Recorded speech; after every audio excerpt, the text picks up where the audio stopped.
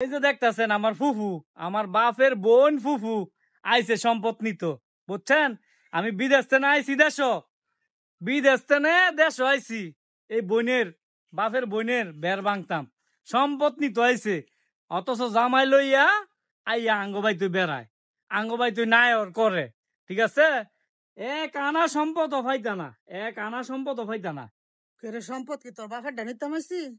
তোর বাপের ডা তো নিতামাইছি না, তগড়াও নিতামাইছি না। আমার বাপের সম্পত্তি আমি নিতামাইছি, আমার হক আমি ফানা, আমার বাপের দামি ফানা, আমার বাপের দামি নিমু, তগড়া তো নিতামাইছি না। এটা আবার কমাই সেটা কর কি আছে? হুইনেন কেমনে গলা বাইরায়, হুইনেন কথাটা। সম্পদ যে নিবেন একবারে কাগজ কলম কইরা সম্পদ নিবেন, এই বাড়ির ত্রিসীমানায় যাতে আপনার রান্না দেখি। ওরে বাবা রে, তগো বাইরটা দাম তো আমারও কোনো আমার ইচ্ছে নাই, রুচি হয় না তগো বাইর। তোর মার মুখটা দেখলে আমার রুচি হয় না, তোর মার মুখটাও আমার দেখতে ইচ্ছা করে না।